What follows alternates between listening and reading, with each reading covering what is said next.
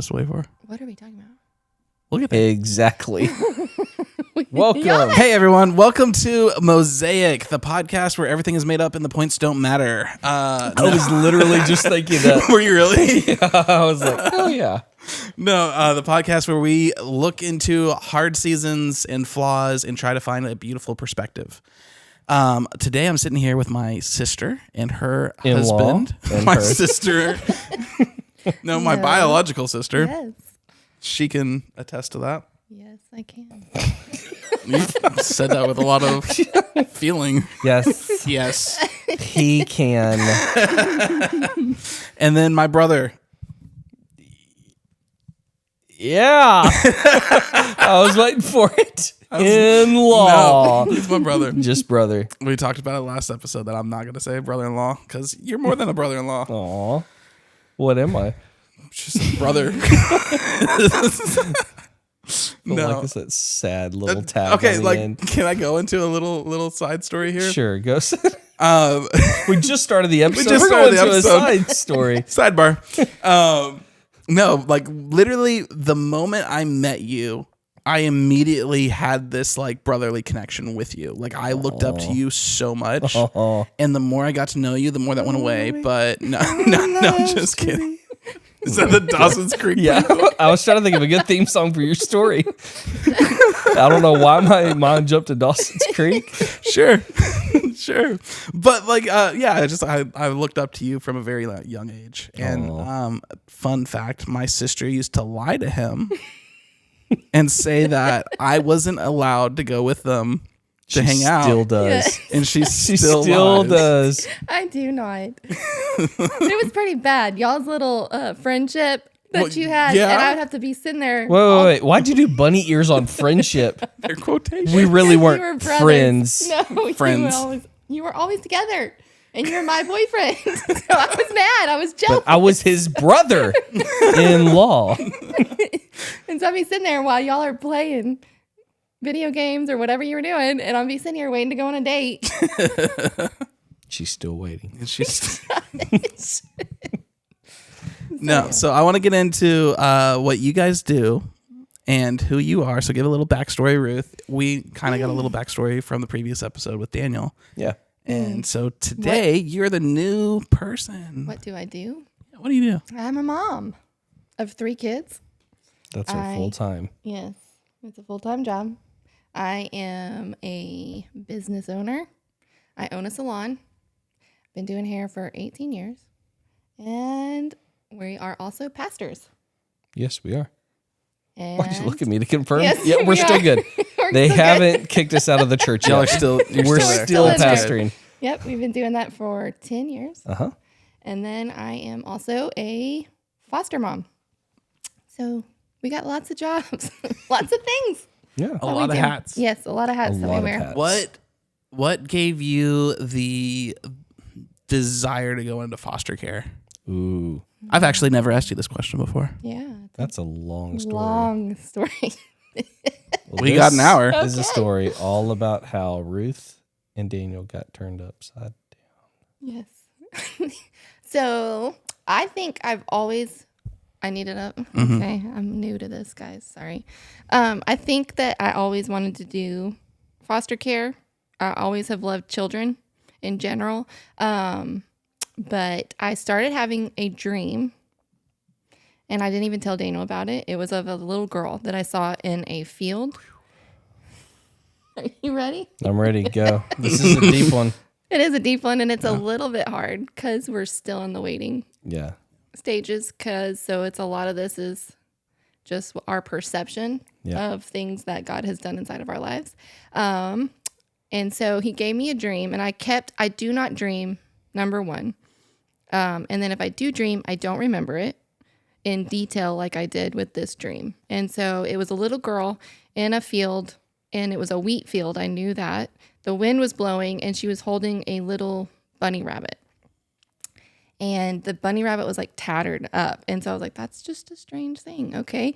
And so, but it was like zooming into her eyes. Mm-hmm. And when I saw her eyes, I knew she was my daughter. And so I was like, okay, that's weird. Well, I had it like 6 more times. that same thing. Nothing else ever happened. And it was just like that face and those eyes I couldn't get out of my spirit. And so I think it was like December. We were in a conference. Yeah. And it was a morning service. And my mom had taken the kids. And so it was just us two. And if you want to tell that part. Because before that December thing, we need to give a little bit of context because Ruth and I have 3 bio kids. We have Micaiah, William, and Aaron, and we call them AJ for short because it's Aaron Josiah. And that's a whole nother episode just on their names. But we've always wanted a big family. Ruth and I come from a family of 4 kids. Me being the 4th, or you know what I mean. And then y'all come from a family of 3. And so we both wanted big families. We both said that we wanted 5 kids.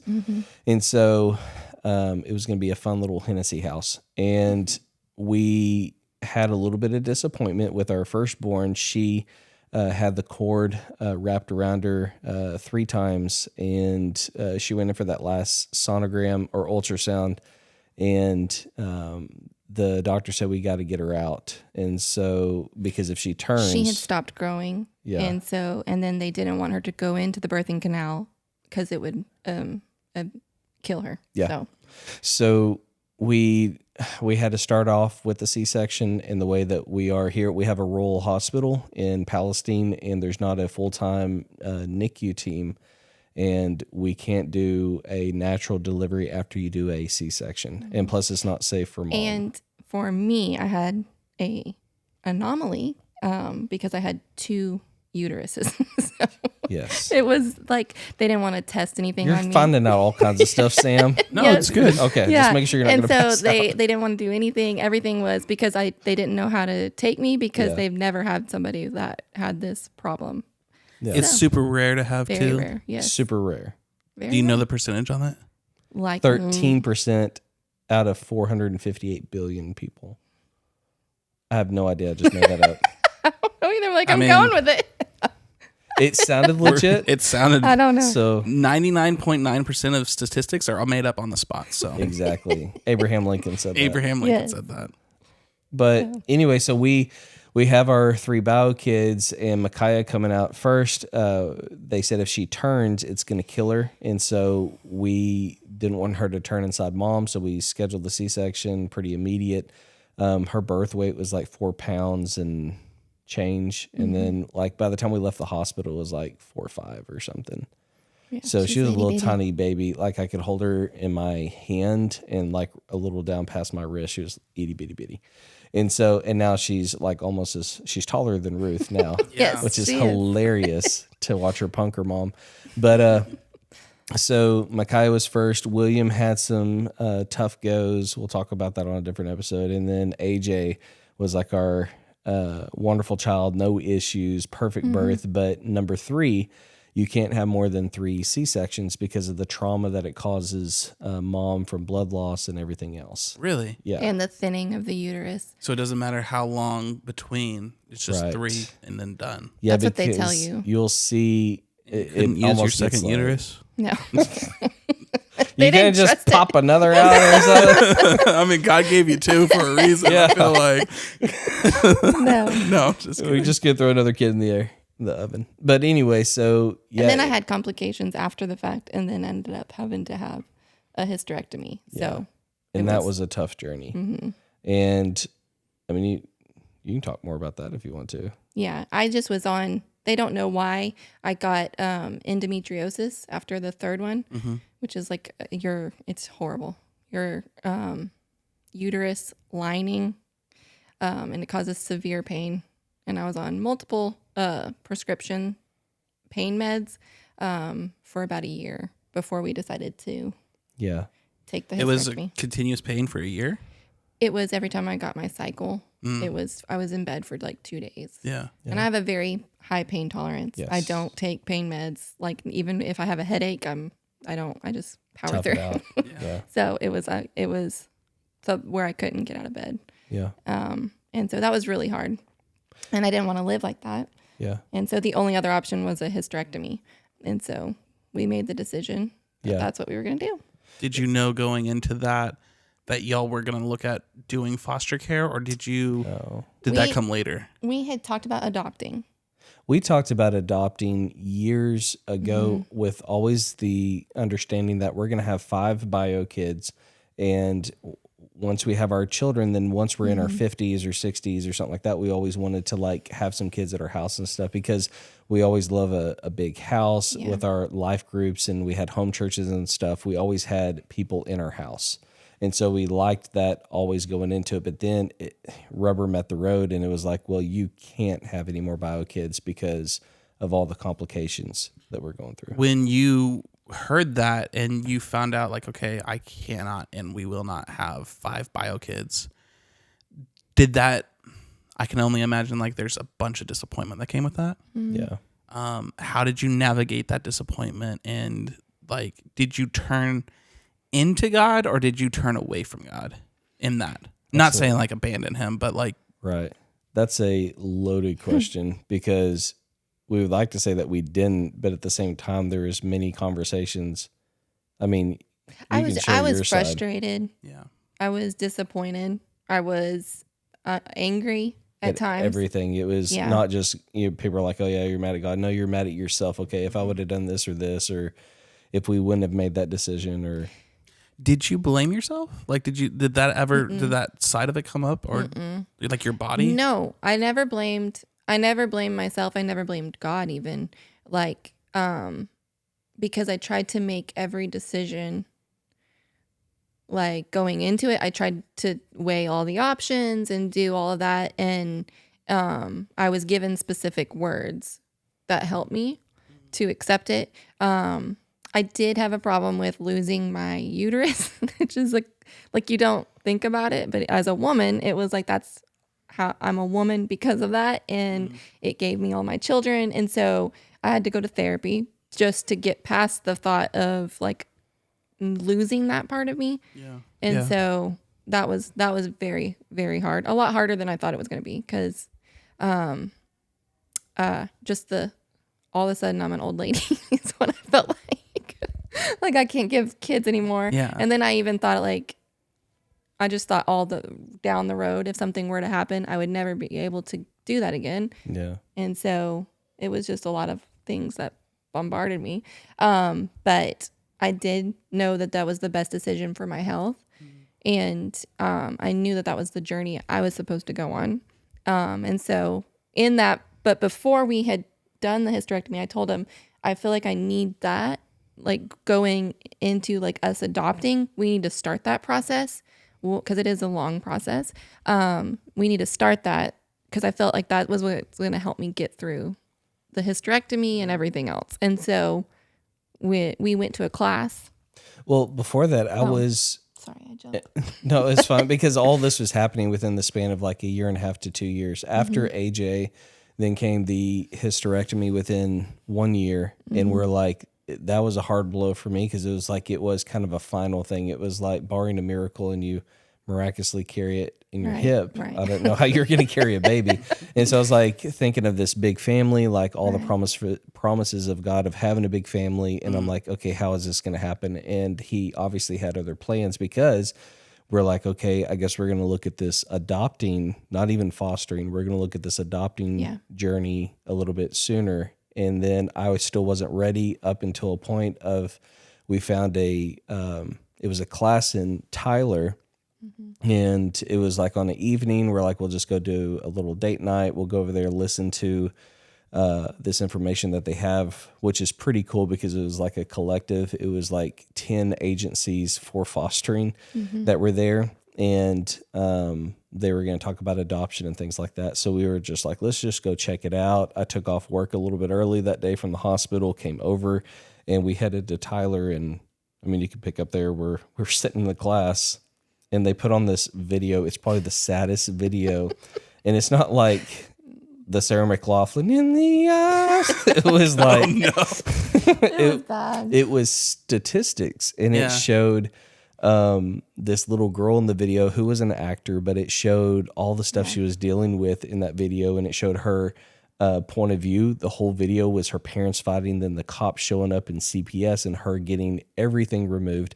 They can only get enough to like shove inside a trash bag, which really happens in some of these cases we've had, that they show up with the last one, or placements we had showed up with one blanket, a diaper, and a pacifier. Wow. And anyway, we're watching this video and I'm like, you're not crying. I'm crying. And it was hard. It was really hard to watch. And so we're sitting there and Ruth and I are like, what?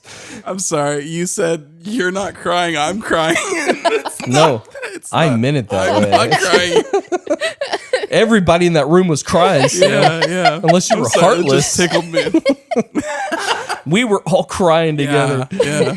Yes, we were. No, it was gut wrenching. And when we're sitting there, we're like, okay, God, did you allow all of these steps to happen so we can look at this? Because we knew we wanted to adopt, but we didn't know it was going to be this fostering and adoption route that way. Yeah. And so anyway, we left that night, had our hearts really turned on to the side of, okay, let's carefully consider adoption. That was a journey in itself because of, I feel like both of our families were receptive of it.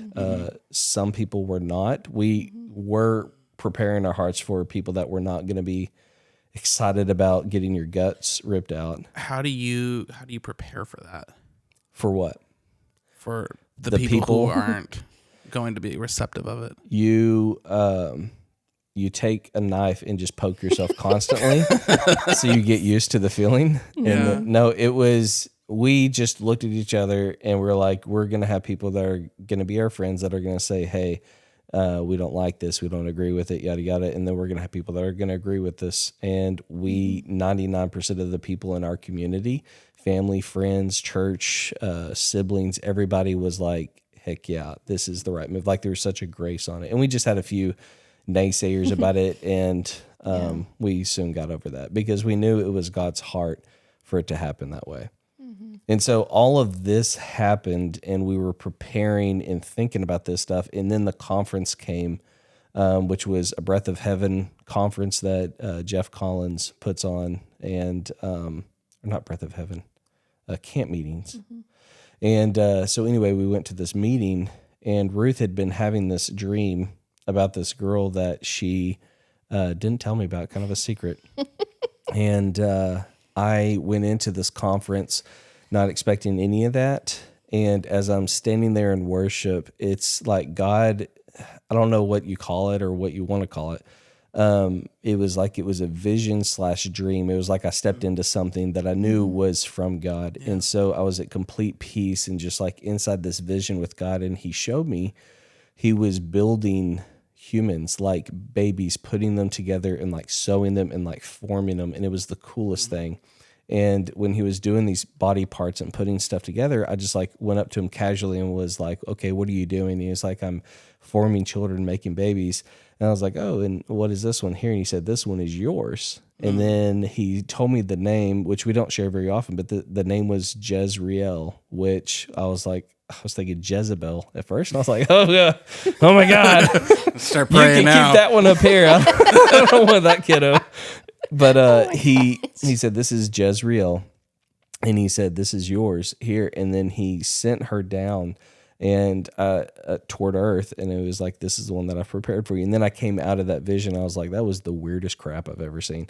So anyways, I went over to Ruth and I was like, I shared the whole thing I told you. And then she told me the dream she had about a little girl. For the first time. Wow. And the girl that I saw that God was forming was the same description of the girl that she saw, like down to the hair, the eyes, everything, the way she looked. And she told me what she looked like. And I was like, man, this is pretty crazy. And then long story short, we talked to... Pause though. We looked up the name Jezreel. Yeah. Or Jezreel. I don't know how you say it. And it actually means God has sown. Wow. SEWN. And so that's like what, one, how do you make that up? Yeah. And then I was like, okay. And so then I looked at, because I like to figure things out. I like to, God gives me a little information and I go researching. And so I was looking up the name and then it showed pictures of the valley of Jezreel in Israel. Yeah. And when I clicked on them, it was the wheat field Really? that I actually saw her in. Like that picture, I'm like, that's where she was standing. Like this is the exact picture. Like, and so how did I know? Yeah. Like just all these little pieces that were just like something you can't. So Jezreel is an actual place. It's a physical place. It's where the last battle in Armageddon will take place. Is the Valley of Jezreel, or it's a physical place in Israel. Yeah. And so that, like, when we saw that, I don't know, which is weird with adoption and fostering. You can't adopt a Jewish child, I don't believe. And we didn't know if the child would have, some ties in Israel. We don't know if her ministry is going to be part with Israel. We just know that we heard that name. We saw what she looks like. And so ever since then, we began a whole long journey of home studies. And if any of y'all are foster parents or have dealt with that, it's a huge process, which is so sad because there's such a need for it. And I think that's what deters a lot of people, not just getting your guts ripped out every time you have a placement, but of having so much paperwork and red tape you have to walk through on just having a child in your home when you really want to be a loving parent. So anyway, that's where we stepped through with that one. And the fun part about Mosaic is that you don't have all the answers. And we're literally still in this journey, waiting for our baby girl. We're still talking about the gut wrenching. We're still having placements come into our house and giving them a safe place and loving them like Jesus loves them. And that was one of the things that they said with the fostering, kind of that journey was, you have just a moment in time to sow the love of Christ in these little ones, and they may not remember you, but is it worth it to sow that seed inside their heart that they're going to carry with them through eternity? And the answer is, it is so worth it, but it's not easy. It's not fun. It's lots of sleepless nights. It's lots of screaming kids and kids that don't understand and they just want their mommy or daddy. It's tough. It's a lot of trauma. A lot of trauma.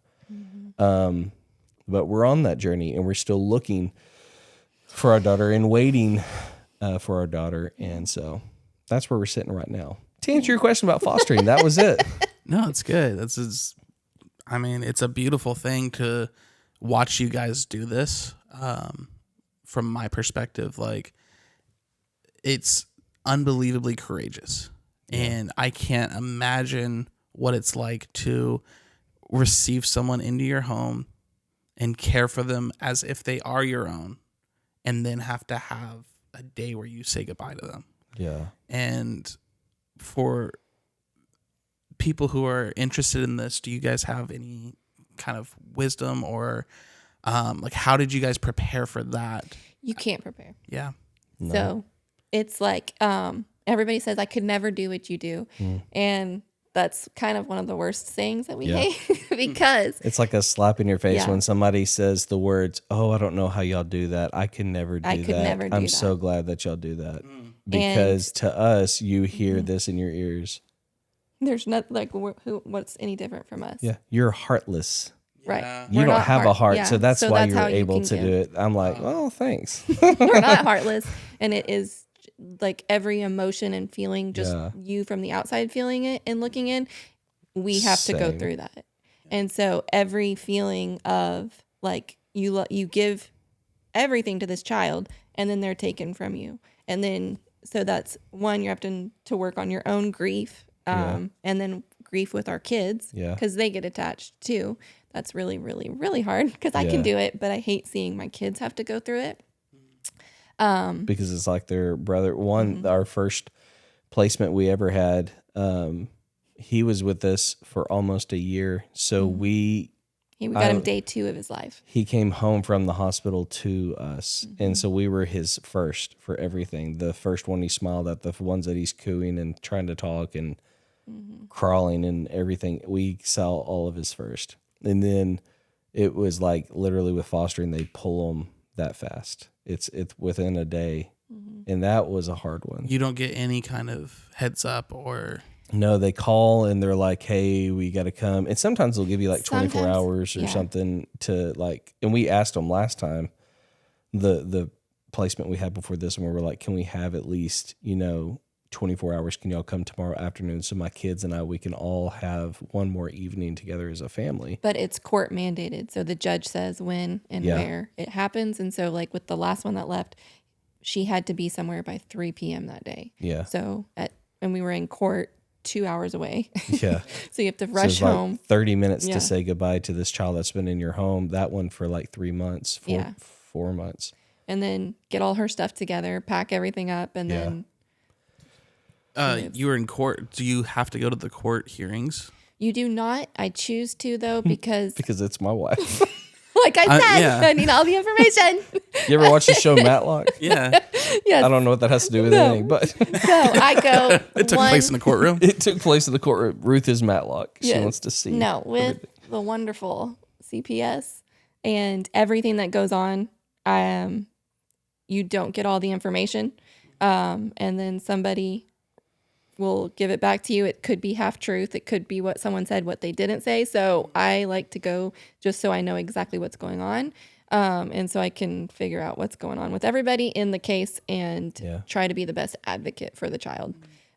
Because there's such a shortage with helpers and workers and social workers and everything that it's probably in your best interest to go to court, because they're so spread thin that they may have like 5 cases that day that they're doing and they can't get back with you. So if you want to know stuff about your foster kid, you need to go to court. Yeah. So that's why I go. So I know firsthand what's going on. So as you're going through this journey and you're sitting in this season of waiting is what I keep hearing. It's like a waiting room, almost like the DMV, but you have no idea when your number's called. Right. Yeah. And so you have no idea if you are next in line or if you are 450th in line. Yeah. And how do you get through? Like, my instincts is stay occupied, like distract, to not think about the waiting. Is that the tactic that you guys take in this, or how are you guys waiting? The hardest thing I would say, now that we're into it, like right now, let me back up, because when we first started, there's such a hope and an expectancy of like, oh, this is going to be a short journey. We're going to have our daughter. This is going to be great. And then those weeks turn into months, turn into now years. And so now, it's kind of a dual disappointment, because not only do you have the waiting you're waiting for, you see the baby crib in your house and you see the children's clothes and the other stuff, and you see your own bio kids growing up, and you're thinking, you have these feelings just being raw and real, like you feel like you're losing time with your next daughter you're going to have. Not only that, but then also when those kids do leave your house and you get that gut wrench and the trauma and all the other stuff of losing really one of your children that has to go away now, then you're now dealing with the disappointment of, did we really hear God? Did I really see that vision? Did we? All those doubts start coming up in your head. And that's the hardest for me.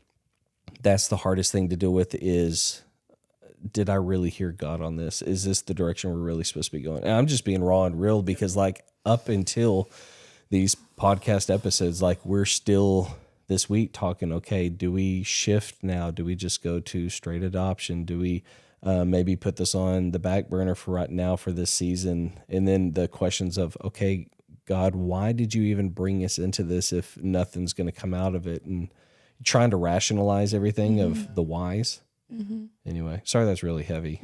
No, this is good. For me, I do things differently. So What? I know.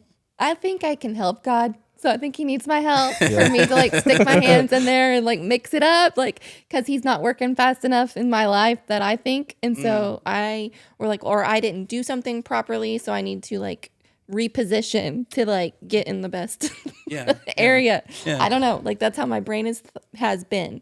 And so I get to these spots of anxiousness of just like, okay, like nothing's been going. We haven't been getting calls. Like what, maybe I need to call them and see if we're still on the list. Like I try to like do stuff to keep it busy. And there's some days where I just have to like stop my mind because I like to think all the scenarios and try and figure everything out. And it's like, it can drive you crazy in a way.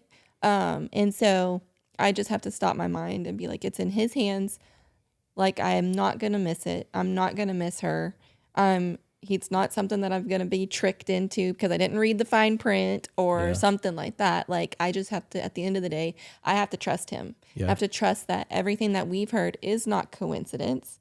Like, there's no way to make up all the things. And I just believe 100% that it's him working and that he's going to bring her when it's the perfect timing. And I've learned through a lot of different areas in my life that when you get to the other side of his timing and can look back, you can see all the whys and all the dots that line up. And you're like, okay, that's why he did this and this and this. And okay, I see the bigger picture. I see the mosaic of all the broken things. And so that's just, it's hard to get to the bigger picture though, to wait for that. Does that make sense? Oh no, it makes perfect sense. It's actually what I want to dig into, I think, for this episode, because I think there's a lot of people who are in the waiting for whatever season they're going through right now, and there's that fear of missing out. There's that I feel like I'm losing time with, and I feel like if it was here already, I could optimize on the time spent. Right. And so, cliche little single man over here. For me, it's my wife. It's my desire for a family as well. And I'm 33 years old and I'm like, okay, God, like I don't see this coming anytime soon or in any way. And I so badly want to be a father. By the time I do have kids, I'm losing time with them. I'm losing time with them. I'm losing time with my wife. And so like, I think we can dig into this dynamic and try to find the beauty in the waiting, which I personally don't want to do because I'm sick and tired of waiting. And it's like you said, like you get to the point where you're just frustrated with it. And it's, I can't change this. I can't make this happen faster. And I think as human beings, we try so hard to make things happen in our lives. And it's almost like I want to juxtapose like the idea of I need to clean myself up before I appear to God. And I need to make things happen in my life. Like I feel like there's a common thing there as well, because as you were saying, like I want to make this happen, or like I feel like I have to get right to be in the right place, and we can't clean ourselves up in our lives. And like it's just, that's the statement. Like we can't do it. We can try, but it's not gonna. More times than not, we end up making ourselves messier, and adding more to our plate. And so there has to be a sense of surrender, I think, and a surrender and waiting looks very similar in my visual mind.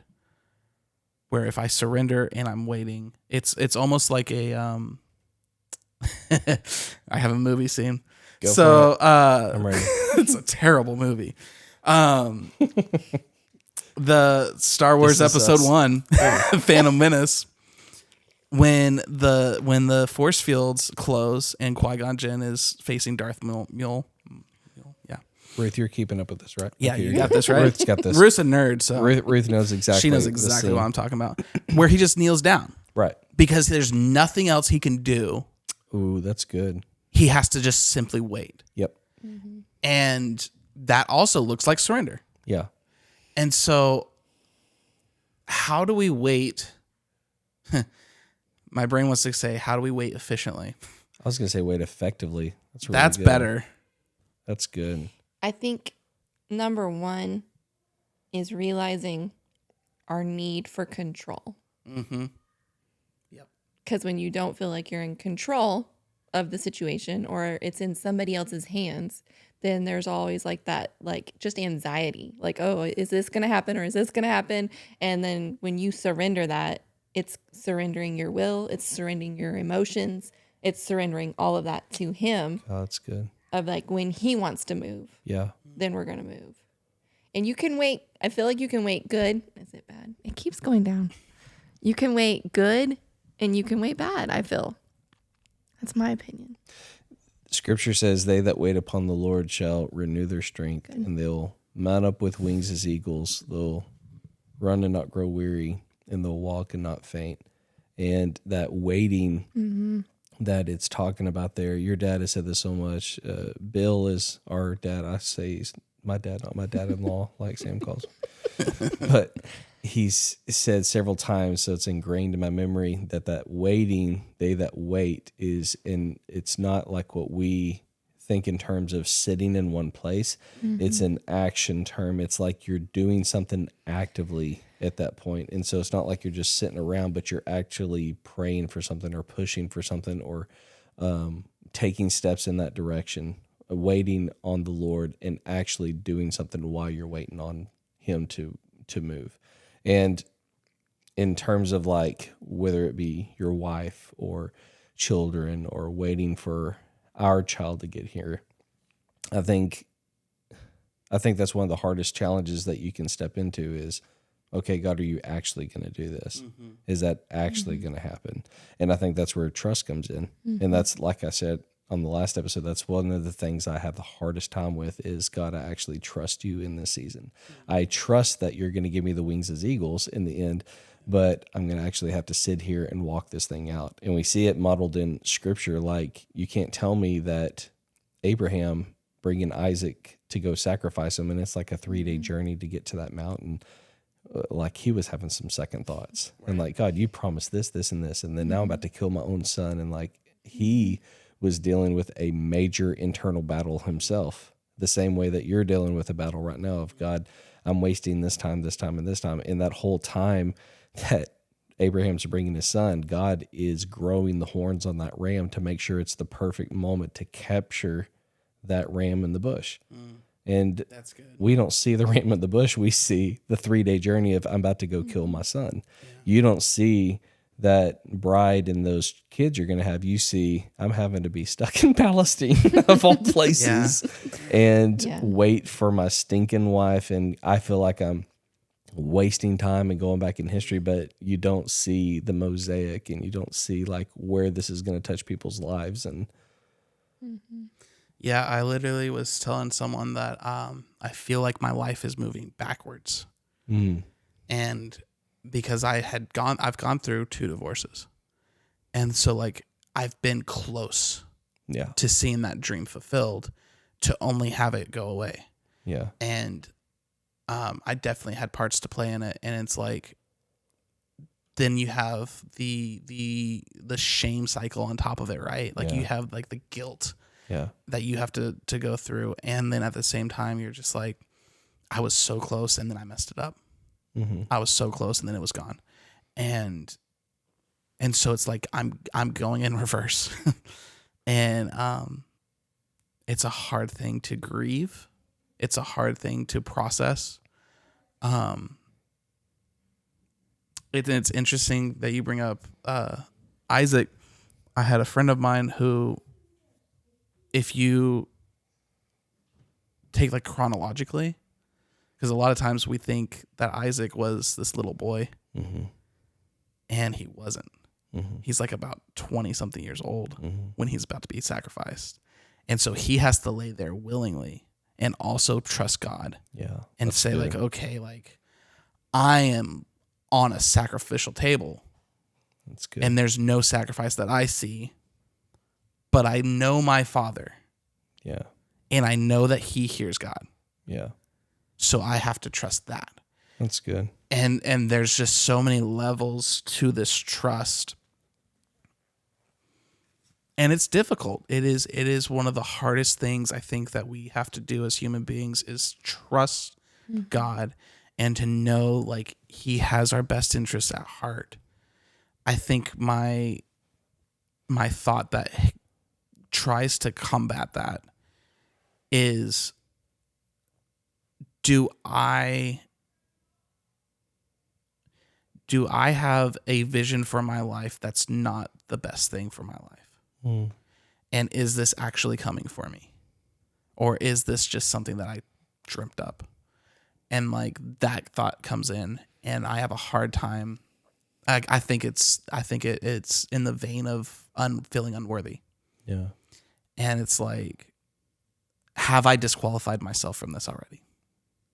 I definitely fight that a lot.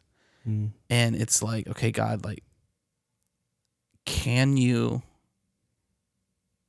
disqualify yourself from purpose? Can you disqualify yourself from the destiny that God has for you? And I think the answer of that is like, no, like we can't become too dirty that God doesn't love us, right? Right. And so then it's very difficult, and literally like as I'm sitting here, like my brain's like, then how does it happen? like it's a irritable place to sit in. It's right. a almost helpless, or not helpless but hopeless feeling. In terms of in terms that you don't have any control. So to go back to what Ruth was saying, like we are creatures of control and like we desire that because I think we see safety in it. And so how do you have similar like moments, and how do you combat that? It's interesting you said that, because when you said we're creatures of control and that's like what we crave. And my problem with being like, if you do the DISC assessment, I'm a high S. And so I love my systems and I love my plans and stuff, but I actually find safety in that my disconnect is that I find safety in that God is in control. In that when you said you feel helpless sometimes or hopeless because did you screw up too much and God still loves you? Well, yeah, his love is always going to be there. And he has, because he knows the plans he has for you for a hope in the future. That's the word. And he has plan A, B, C, D. My thing is that I have a hard time trusting in his plan. But I have no doubt that God has a plan. And that actually brings reassurance to me, because I'm not like, when something goes wrong or awry in my life, I'm like, oh my gosh, man, this is really screwed up. But then I always come back to, well, I know God sees it, number one, because his name is Elroy. It's like the most country name. Leroy. Leroy. We're making fun of the name of God, guys. Let's calm down on here. I can't handle any blasphemy. Well, when I said his name, I was like, man, he's Texan. So, Elroy. That name, Elroy, means the God who sees. And he actually sees you in that place. And the safety I find is that he is always going to have another plan. And I don't have to have control. I actually like it when somebody says, we're going to do this, this, and this, and this. Like on our vacations, I always come up with an itinerary. I'm like, we're going to do this and this, and we're going to do this at this time. And I love that structure. Yeah, there's no relaxing in vacation mode. Nope. Hey, but we come up with some memories. So anyway, the time I made her hike halfway across Austin so we could go eat at a diner. Oh, I've hiked up mountains. I've done things I've never done. We don't work. I've started working out before vacations because of him. I was like, man, I really want to see these oil pots at the top of this mountain that we were supposed to go up. We made it up halfway. She's in the ice and snow. I just give up. I'm just going to sit right here. I was like, I'm going to sit on this bench. When you want to come back down, come get me. I literally left her there for like a minute, and I was going to walk off, and I was like, we're on our lovey-dovey anniversary thing. I probably don't need to leave her. So I went back, and I never saw the oil pots. But anyway, I digress. So I love it that God has these plans. I just have a hard time that he actually knows the timing. Maybe I need to help him with that time of the plan. I also, like, my mind's going in several different directions. Yeah. But I want to get away from that, like, because sometimes we can fall into the rut of God has a plan for my life. Ooh, Right. come on. Right. Like, it's like this one Linear. thing that I have to find this path. I have to find this one thing. Yep. And then when I find that, and if I do anything, then I'm going to knock myself off, or like it's going to destroy Yeah. my plot that I had, that God has for me.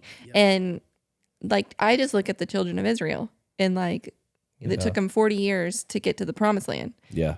I feel like God knew that in the beginning. Like, he saw everything, and he's like, and they could have made a different decision, and God would be like, okay, we're going this way now. Yeah. So he just doesn't, I don't think that there's like this one plan for our life, and we're going to derail if we miss this, and this, you know? So. But he's a God of process, and he wants you to go through that process, because then it says that it would have killed them if they went in too early. And that's the hard thing that I have to deal with, is like leaving my process of how Daniel processes things, and then being like with Holy Spirit, okay, Holy Spirit, how do you want to process that we don't have our daughter that we've been waiting on for years now? And how do I process, God, that you're going to allow these things to happen where we can only have 3 bio kids? I mean, that's where the rubber meets the road, where we really don't have an answer for our audience or you or anybody. We're just like, we're figuring this thing out day by day. I don't know why I sounded like this. When you figure things out, That's what you sound like. we're figuring it. Figuring it out. No, I think it's Brene Brown who talks about being the map maker and the traveler. So you're literally Wow, that took me a minute to process. Yeah, like Okay. you're literally taking a step where no one else has ever taken a step, and you're jotting down, okay, it's safe to go here. Yeah. And you are doing that with every single step that you take, because the ones behind you, they need a map. Yeah. But nobody has been here yet. And so you're navigating this for the first time. And there's grace for yourself in that season. There's grace for, like, okay, I don't step there. That's just as This is the planning side of Daniel where my alarm goes off. We just hit stop. No. It stopped the video, but we're still recording. So you're seeing me. I am failing here. Ruth, can you help me? Did it work? No, I am in. I'm timing you now. You can just turn it around, yeah. And so, I'm so sorry. literally, guys. this is we are navigating this situation right now for you guys, and trying to figure out. Would you like the owner of the phone to do this? I'm just throwing that out there because there may be another alarm that goes off on my phone. Oh yeah, you set like 17 alarms, don't you? People that don't know this about me, I set lots and lots of alarms because a certain company made these phones and said, hey, we're going to do reminders, and they were amazing. And then they made it where you don't have these reminders anymore. So, anyway. There's no more reminders on iPhones? There is, but they used to make it where you had to actually clear it. Yeah. And they don't have that anymore. That's really sad. I know. So now instead of I say that's clearing sad, and I never used it, so I don't need reminders. I want my phone to be quiet. I'll go back to, there you go. Turn it sideways before you hit record, though. Y'all get to see a little bit behind the scenes. Oh, no, he didn't? No, not for this one. There. I'm sorry. All right, you're now fine. it's back on one. Oh, gosh. You have it turned the wrong way. Oh, I do?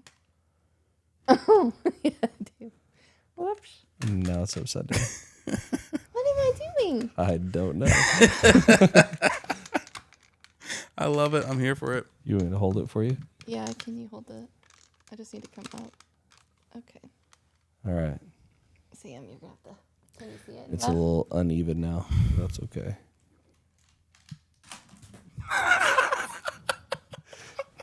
This is the coolest episode. Oh man, I think they're loving it. They're loving it. Okay. This is the fun side of figuring it out. Talking about navigating and figuring things out. We are literally trying to navigate it. This is the what is the Pink Panther movie where he's trying to put the light bulb in the lamp and it keeps spitting it out. That's exactly what Ruth was just doing. Okay. Okay. It's good? It's good, but Daniel's not in focus. And That is okay. Oh no. Oof. My earring. I've messed up. My finger's too fat. Can you please tap one? Okay, thank you. Good? There we go. All right, we are good. Whew. All because Daniel loves planning. He loves he planning, does. and that's a side story since this whole thing has been a side really little trail. That's one of my favorite things about these episodes is that Daniel does not get to plan these. And so we get to sit down. Like literally he tried, guys, this is the second episode that we've recorded today. We just finished the first episode.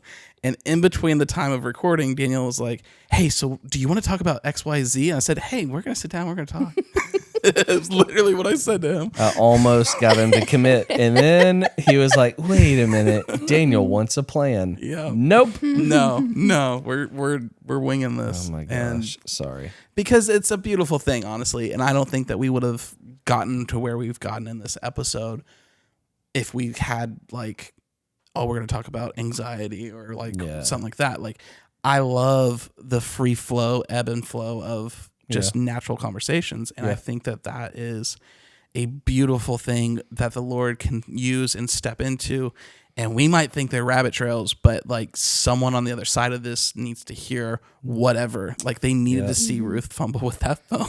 They needed that. And maybe it's like the imperfections. Like, and that's what I love about Mosaics is it's the shattered pieces that fit. And in a world where everyone is telling you, or rather, we are telling ourselves. It sounded like the beginning of a...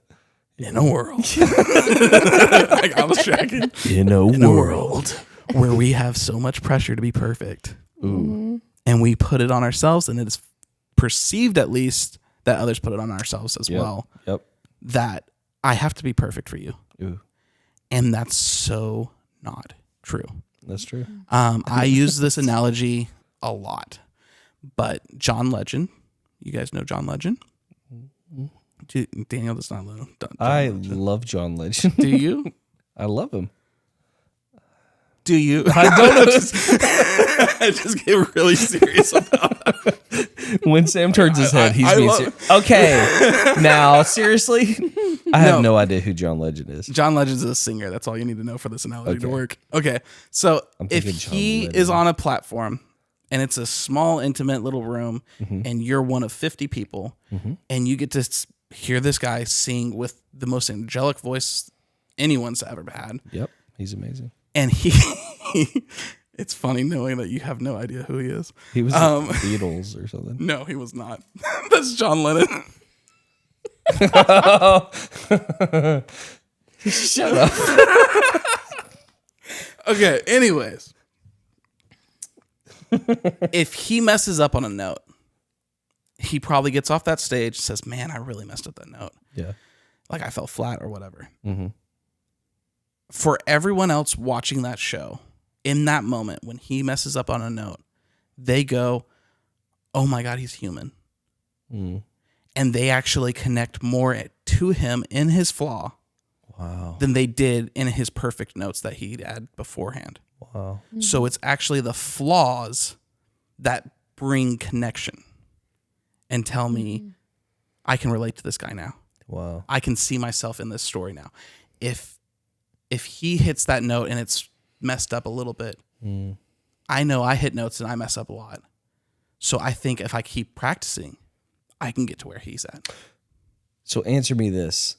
Why are people so freaking judgmental when somebody screws up or somebody, let's say just as like pastoring, because Ruth and I pastor, why are people so mean sometimes. And I'm not speaking from personal experience. No, I'm just like, answer me that. Like, why? Is it because they're afraid of their own failure? So, we don't do answers on Mosaic. You're right. You're right. We don't do Never mind. I genuinely believe that it is us projecting ourselves onto other people. I fully believe that. You can't mess up because I can't mess up. You have to be perfect because I have to be perfect. Yeah. And so my standard is now your standard. And your standard is now my standard. Wow. So I need you not to mess up because I'm barely holding it together. Whoa. And so like I think it's high stress. I think it's people who need to breathe. And they have probably a lot more pressure on themselves than they ever will let anyone see into. Yeah. And that can give us empathy for them. So it's like, wow. I now understand you have put so much pressure on you that you think that everyone else has to be just like you. Or you feel like if you fail, the whole world's going to crumble. Yeah. And it's not going to happen. Yeah. We are not holding this thing together. Yeah. And there's something to another movie, Fight Club.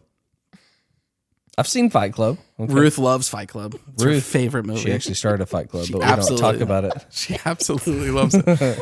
There's a moment in the movie where like they're doing their recruits or whatnot. Yeah. And he says, I want you guys this week to go pick a fight and lose. And that was the thing. Like, if I do something, it's like go out and fail on purpose. Wow. Nobody's doing that. Nobody's like really like thinking, oh, I got to go fail. I got to go be successful. Right. I have to go achieve. Because it's so looked down on. Because it's so looked down on to fail. Right. And failure is really interesting. And I have a dear friend, Noah, who I have wonderful conversations with. And he brought me the perspective of it's not failure if you learn something. That's good. And I was like, that's amazing to me because that means that there are things that I have labeled as success that are actually failures because I didn't learn anything from it. Wow. Because everything went right and I didn't need to learn anything. Bro, that's good. And so I actually failed in that, even though the outside world will look at it and say that was a success. Mm-hmm. I was autopilot and didn't learn anything. Wow. And so like I love seeing different dynamics like that in it. For instance, I'm in a group therapy. Well, it's like process group therapy, but it's called leadership coaching. But to me, it's process group therapy, and that's how I'm approaching this. Just so you know. So everyone has self-saboteurs. Mm-hmm. And so like there's a test that they send out before and you get to figure out like, oh, these are your top self-saboteurs. Well, one of the leadership coaches made the statement that like avoider, she has 0% on.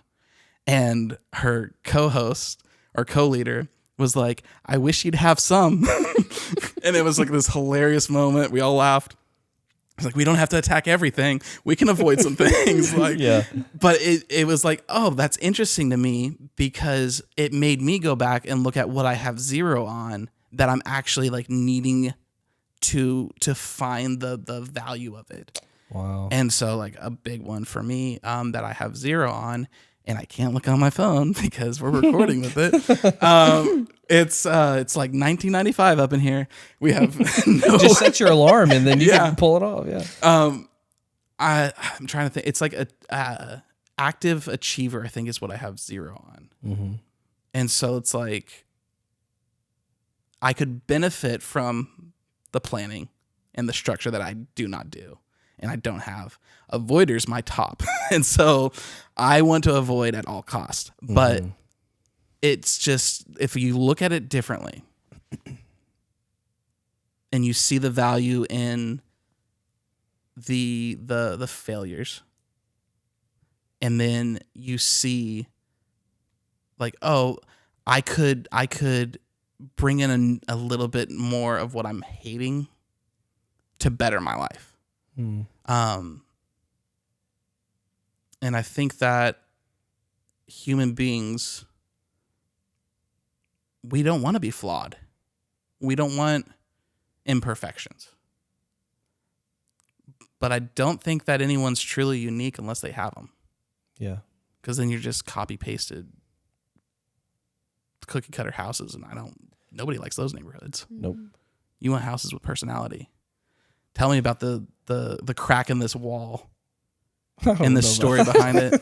Tell me about this foundation falling down. Yeah. No. Get out of your house. You shouldn't be. This is unlivable. This is condemned. This is a condemned house. We should not be here. Tell me about this shards of glass hanging from the ceiling. Tell me about the dead body behind the wall. No, what you're giving a picture of, and you can hop in, is just a picture of the church. Like, because nobody has it all together. And then we're in 1995, like you said. I don't have my phone, but there's a scripture somewhere in there that, and y'all can look it up later.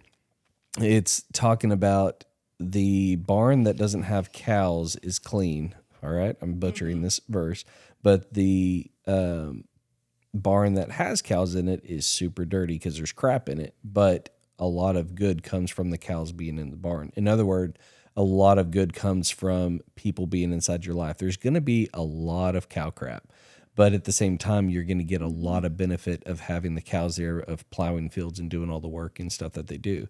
And I have more pity on the people that inside their lives are spick and span and clean, but they don't let people in.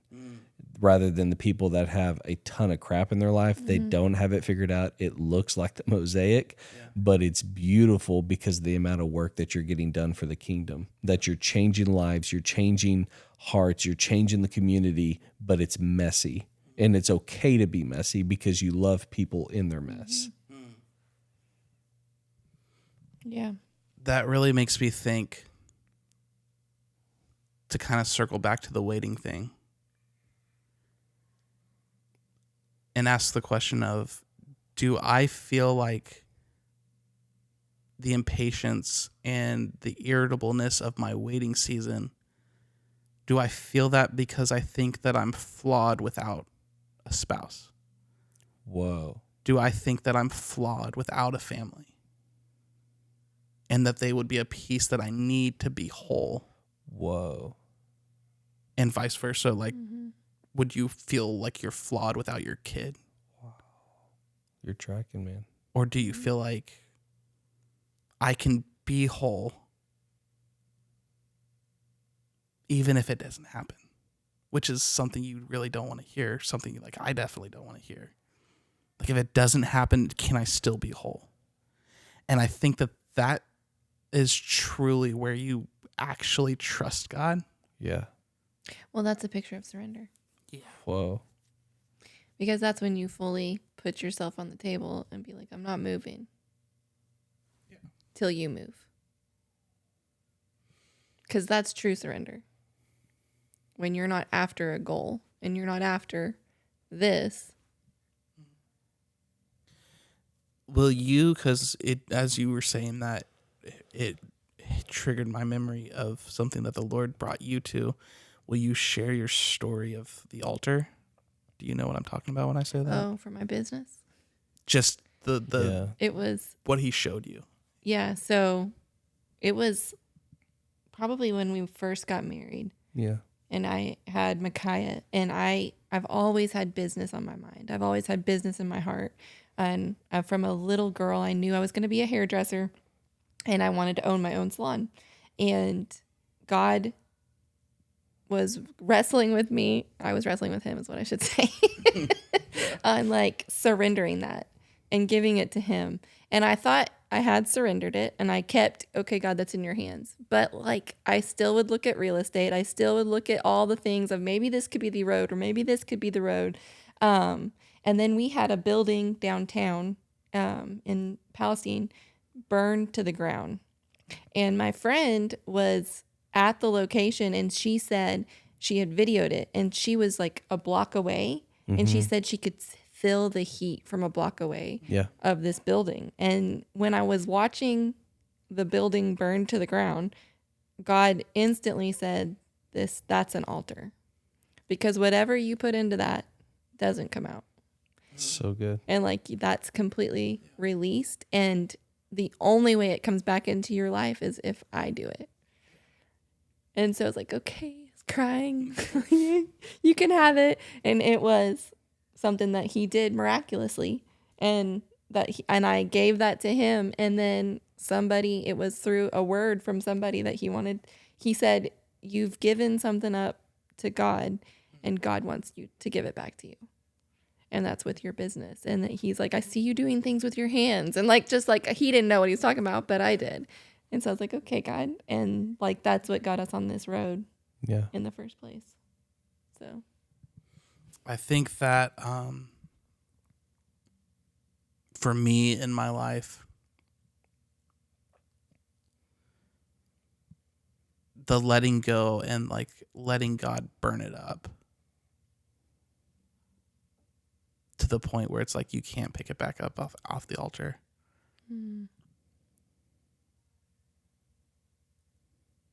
I get why that's the process. mm-hmm. In fact, a friend of mine had sent me a picture, and it's this little girl, and she's like holding this teddy bear, and Jesus is like bent down, and he's asking for it, and she's like, "But I love it," and he's saying like, "Just trust me," and behind his back, he's holding a bigger version of the teddy bear that she loves, and it's like how we get so attached to our version of dreams that God's like, if you just release it, I have something that is far better for you. That's not completely different than what you're asking for. Yeah. And I think that we think that it's going to be completely different. Like, God, if I surrender this dream of business, you're going to call me to like be a pastor or like go to the ministry fields or whatever. And it's like, no, God knows the desire of your hearts. Spoiler alert, he put them there. Yeah. Like, there's a reason that you desire this. Yeah. And in my life, when I lost my job at the church that I worked at, and I thought that everything was crumbling, God brought back a dream that I never thought would return to me. And that was the form of podcasting. And when the basement took off and I saw God breathing on this thing, it was like, God, I could have never even dreamt to ask you for this. I didn't know this existed. And you brought it back full circle and used things that I loved doing. Like, I got into the podcast world with Chris Hyde, and I got into setting up and live streaming through like streaming video games. Like, it was hobbies, right? But God was using it to build tools. And it was things, everything that is set up today comes from a little piece, a little fraction or a shard of previous hobbies and previous dreams of my life. Yeah. To bring me to this spot, to place me here in Palestine, to be in such proximity with you guys in this season that I don't take for granted. And your storage is full on your on your phone. And so it's okay because we still have that camera as well. Oh yeah. Like I said, guys, we're navigating it in real time. Fun stuff. Just the little hurdles that we have to figure out. It's awesome. But the Lord has a way of not truly letting your dreams and stuff die. And you never know when he's going to bring it back. But to completely relinquish the control, it's a necessary thing, I think. Because I think as long as we at least perceive that we had anything to do with it, that will just fuel ego. That would just fuel pride. Yeah. And not give glory to God. Yeah. When I know for a fact I did nothing to make the basement successful. That was all God. Mm-hmm. I just got to be able to be on the ride. And that was so fun for that. I have no idea what God's going to do in the future. But he does all good things, right? Yeah. So we have to trust that. And is there anything you guys want to say before we close? I don't think so. I just want to say that I love Ruth. It was rude that she didn't say that. Sorry. I love you too, baby. It doesn't matter now. Okay. Well, I'm excited for you guys' life. And I'm excited to see the journey to your new daughter that's coming. Yeah. And I fully believe that that's on its way. And I don't think that there's anything you guys can do to prevent it. Yeah. I think it's literally just on its way. I'm excited for her coming, and I'm also excited for your dreams being fulfilled. I'm excited that the season you're in here, it seems like a setback, but God's like about to launch you into so many things. And it was such a necessary part for you to be here in this season. And God's going to bring not only a wife, but a child and everything good out of it. And for the people watching, that the season you're in seems like hell right now, and God's going to bring good out of it. So, and I love Ruth. That's what I was saying. My favorite thing was that you looked into a camera that's not recording. I was looking off in the distance. We don't even know if and we don't even know if that one's recording. It probably has This Is Us playing right now, and that's about it. Oh my gosh. Well, guys, thank you for once again giving us some time and spending a whole conversation with us to kind of dig into and find perspective and find a different way to look at things.